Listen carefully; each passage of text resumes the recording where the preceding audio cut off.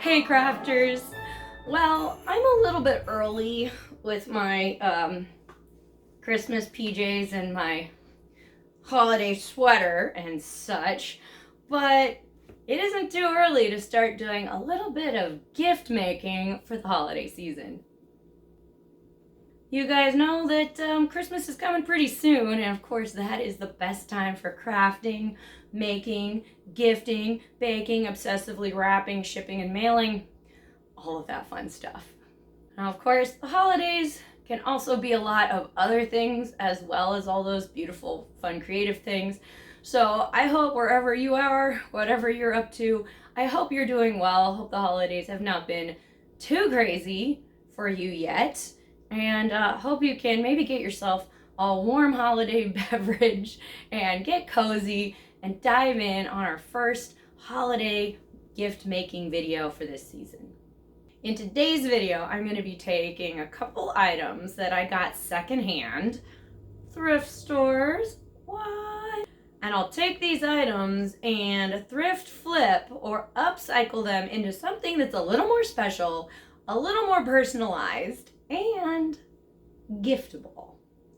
Now, I recognize that thrift flipped or secondhand gifts are not perfect for everyone in your life, but if you do have people who have really unique style, they love individuality, maybe they love vintage or just recycling in general, this can be a great way to get some really unique gifts, but also budget friendly and good for the environment.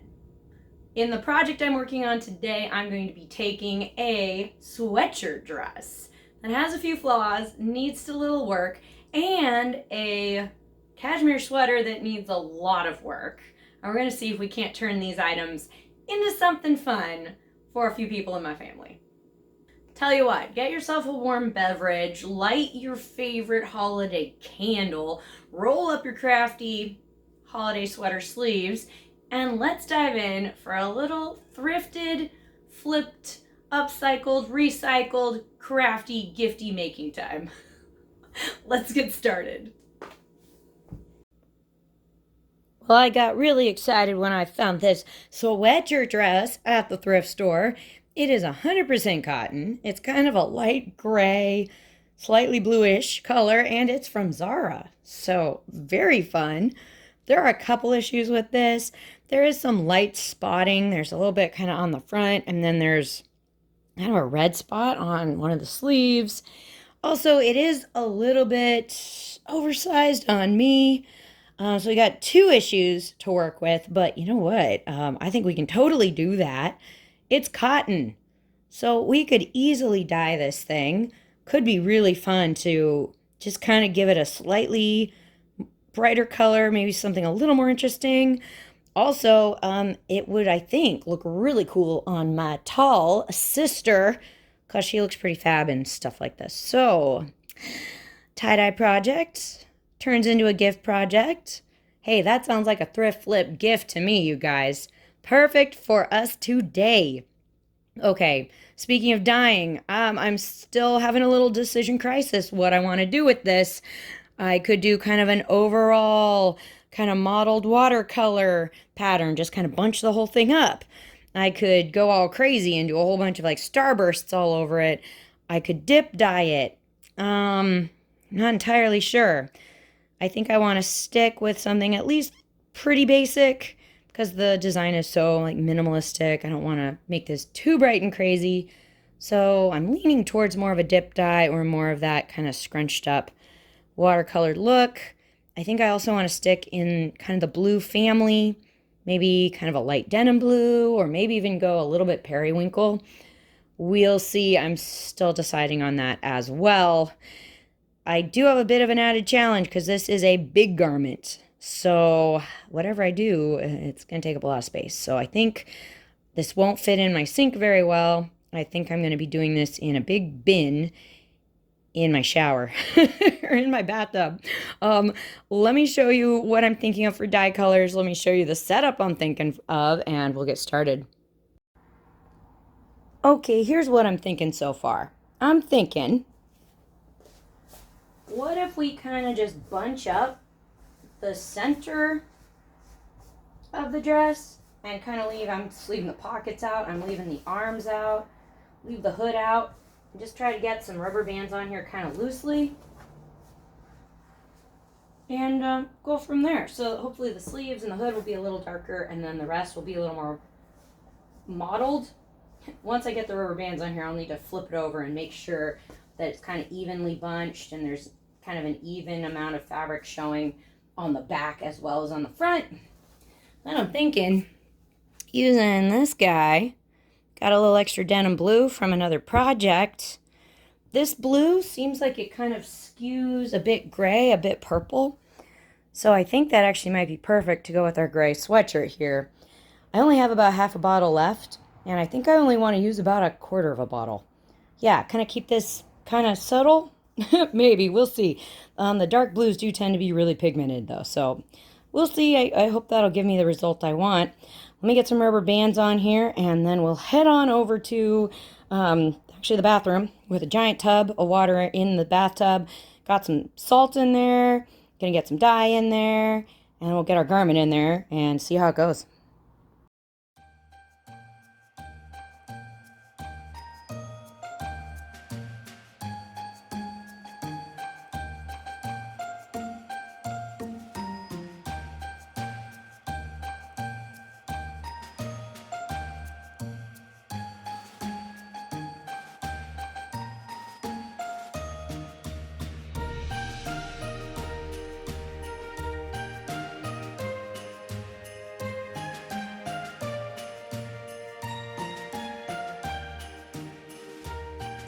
Okay, well, I ended up having to kind of wad up the hood a little bit in order to get that center rubber band on there, but let's roll with it.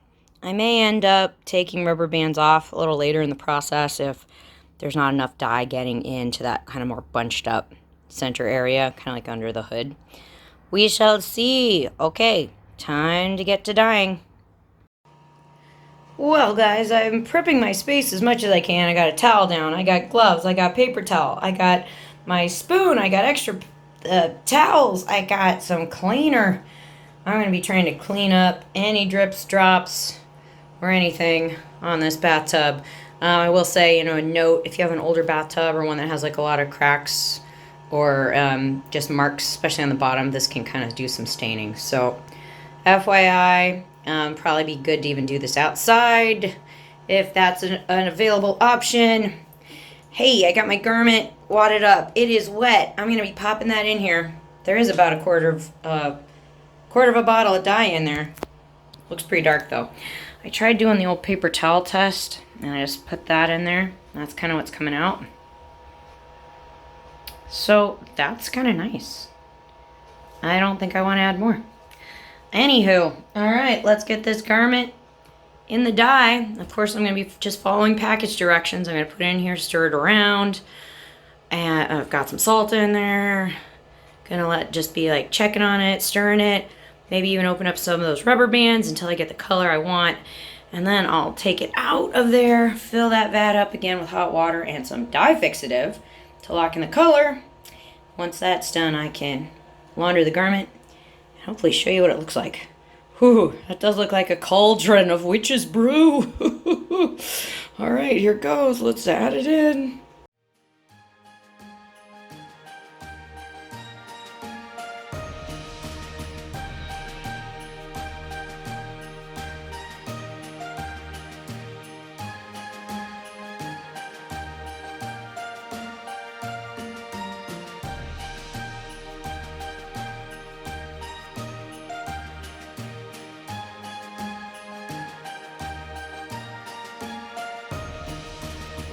Okay guys, it's been about 20 minutes. I'm really enjoying this color. It's definitely got like a denim-y hue to it. I did open up some of the rubber bands a little bit. I do have some lighter patches. I've got a little variation, but I don't think it's like too much. So like you can see it, but it's not like too much. So as long as I don't have like a bright neon patch right in the front, I think I'm good. Like I see some in there. Whoop, whoop. But I think that'll be pretty cool. I might just open these rubber bands a little bit here, let it sit maybe like 2 or 3 minutes, And then I gotta fill this tub up with some more hot water and some of this to lock in the color. Then after that's sat for about 20 minutes, we can wash this thing. And I'll show you what it looks like. I hope it's super cute. Here we go.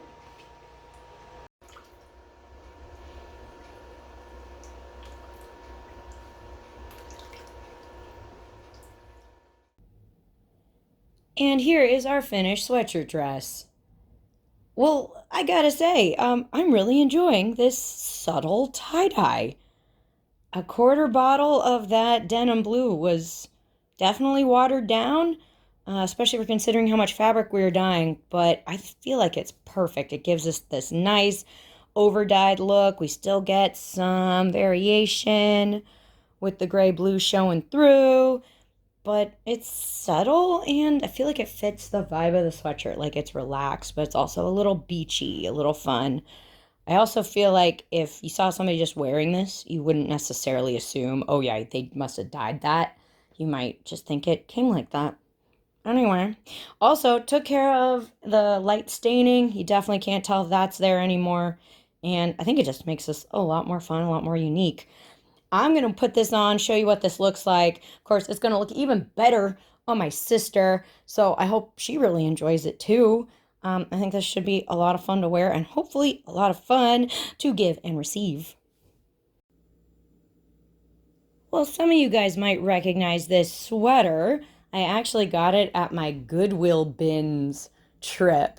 And that was a fun adventure. Definitely check that out if you missed that. But I went to the Goodwill outlet and I dug through the bins.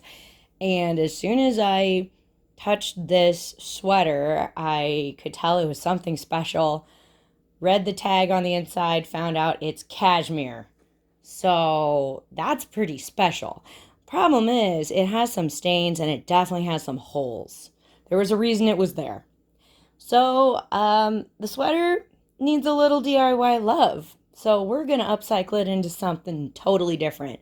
I've actually already thrown the sweater into the wash and I've washed it on hot, dried it hot. I've done that a couple times on purpose to shrink it down, to felt that sweater material into some thick, fuzzy material that shouldn't ravel very much and should be fun for sewing with and doing other projects. So let me show you what I'm thinking. Well, here's the tag on the inside. The one at the neck had been removed, but that's what we've got. And there you have it. Very cool. Well, some of you guys might remember from January, I took a felted sweater from the thrift store and I found a great pattern on Etsy for turning that sweater into beanies. And I sure did. It was a pretty fun project, pretty straightforward. The pattern worked really nicely. And of course, the fabric is super cozy, kind of lightweight, but warm and comfy. So that was a fun project. I said at the time, hey, I can't wait to do this again. And I think we found the perfect sweater to make it happen. So let's put this guy aside. Here's what I'm looking at. Here's our pattern. This is from Fibers and Twig on Etsy. I will be linking to them down below so you can check out their stuff. I was really grateful to find a pattern specifically designed for recycled sweaters because many of the patterns for hats online were for fleece, and I'm not working with that. I wanted some tips on working with sweaters. So this is pretty great. They have two designs. They have one that is this pattern piece sewn together 4 times, or they have this one, which you cut this on the fold, and so you have like kind of 2 big M-shaped pieces that then get stitched together. This is what I used for this one. You can tell he's got like a little dart, and then these seams. So he's technically 2 pieces sewn together with these little darts in the middle. Now, I like that idea, but I didn't really love how this one kind of has corners here where those darts end. I think I like the design better where you have 4 pieces stitched together. So instead of this design, I think I'm going to be doing this guy. Cut out a whole bunch of him, stitch him up. The directions suggest adding a lining. I don't think I'm going to do that. I might, however, add kind of a cuff of like the bottom band of the sweater. I use this as kind of a way to finish the edge, because you can tell I don't have a lining, so my edges show. So I stitched the band to the wrong side of the hat so that I could flip it up. And then of course I probably should tack it into place at the seams. So then that covers up at least the bottom edge. Of course the raw edges are open on the inside, but the material doesn't fray really or ravel very much, so I think it's okay. That's my plan, you guys. We're gonna keep it basic, but this could be really fun. I have given these as gifts before, and I think it may be time I make one for my dad, because I can bet you money he has probably never had a cashmere winter hat before, so he might appreciate it. He might enjoy this more than he knows. So this could be a fun gift. I'm hoping to get at least one hat and probably more out of the sweater, just depending on where all the holes are. I'll of course be using the rest for other projects. That said, our first step when working on this sweater is definitely going to be to depill the whole thing, because yeah, when I washed it hot, it definitely pilled up even more than it already was. Hopefully that's also going to help me find where the holes are.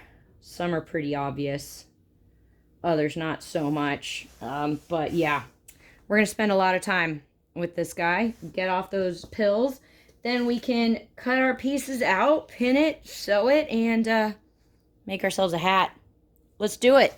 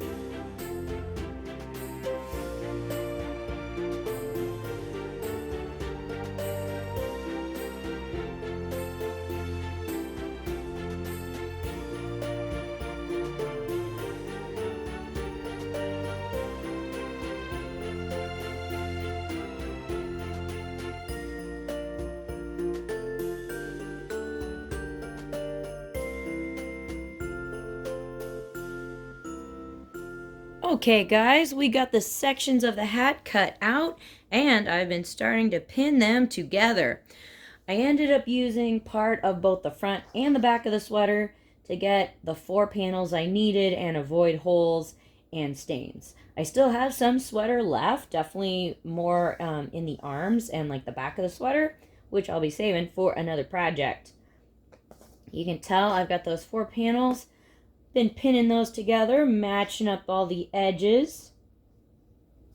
And of course I have one more seam I need to pin together, but here's what it all looks like on the right side. And of course this will get pinned together right there. Sew it up and we will have a beanie. When I sew it, I will be using a zigzag stitch on my sewing machine. That'll help because this is, of course, knit fabric and it does stretch. I'll show you how that looks when I'm done. Well, okay, guys, here is our hat.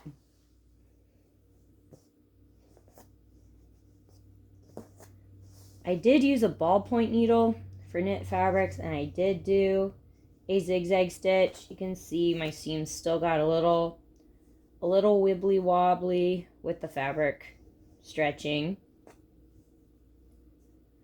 But I think what I'm going to do is trim these seam allowances down just a tiny bit more. The pattern only called for a 1/4 inch seam allowance, which was great because I could just line up the edge of my presser foot with the edge of the fabric.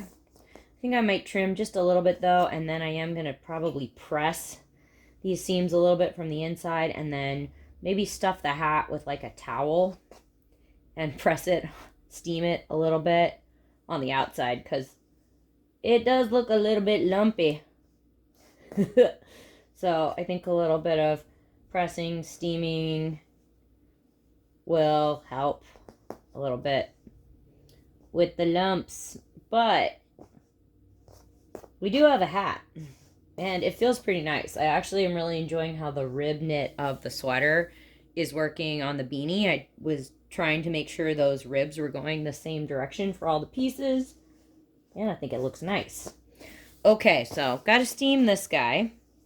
Next, I was looking at the directions. And I've been working on this beanie here with the multiple sections.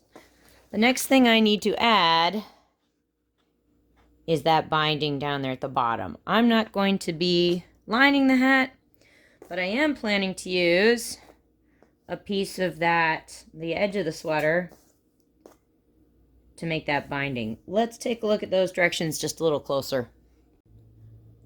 Okay, so let's get that binding going on here. To get the measurement of the binding, they say measure your head and subtract about 1.5 inches. I measured my head and subtracted about 1 inch because I'm hoping that will be about right for my dad. They want the band piece to be about 2 inches wide. I've cut this down to be about that. It does have a seam in it, and I will have to make another seam as well. That will be a little bit patchworky, but I think it'll still be okay. Fold the binding strip in half and sew it so that we'll then have a big circle of our fabric. Excellent. Fold the binding in half, mark the halfway point, mark the 1/4 points. Okay, so we're marking the 1/4 points. Then we're going to line up the back seam on the back of the hat and pin the binding to the hat. I believe that is, you'll be pinning that to the outside of the hat. And then you stitch. And then you can wrap the binding to the inside, fold under the edge, and hand stitch it in place. Okay. I'm going to steam this guy, and I'm going to sew this guy into a circle, and then I'll be doing some pinning. I think that pinning means I'm going to be pinning the right side of my binding. Of course, it's pinned as a circle, or it would be sewn as a circle. Pin the right side of my binding to the right side of the hat. Pin this all the way around the bottom of the hat. Stitch that down. And then once that's stitched, I can fold this to the inside.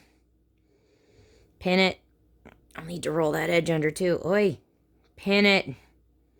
So it makes a nice neat edge and covers the raw edge. Pin it and then hand stitch that. Okay, I think that'll work. Let me iron this, sew this, and then we'll get that binding going.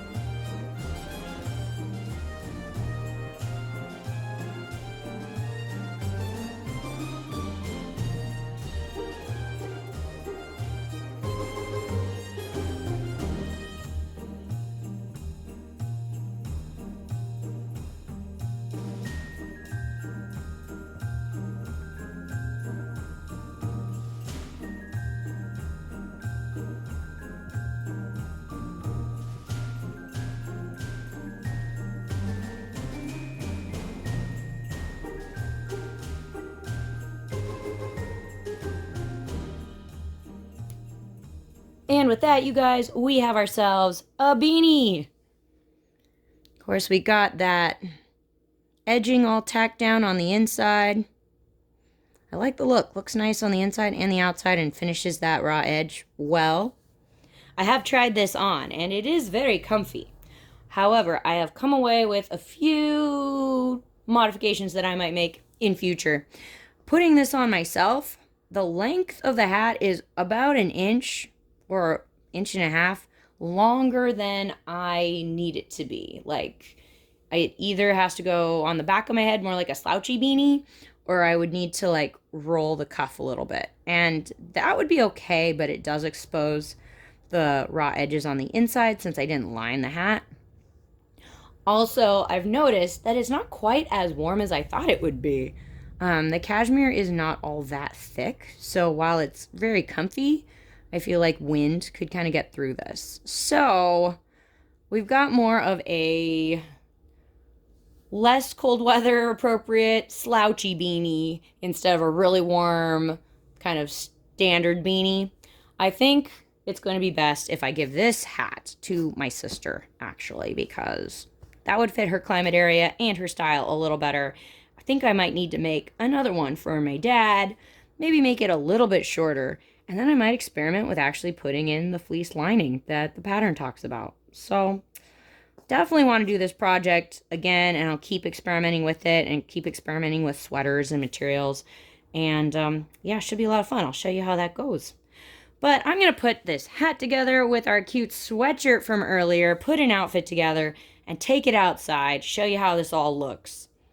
Of course, if you guys get behind making old stuff into new stuff, let's give this video a thumbs up and consider subscribing for more fun stuff from Partners in Craft. Thank you guys, as always, for coming along on the adventure with us. I'm going to put this outfit together and show you what it looks like.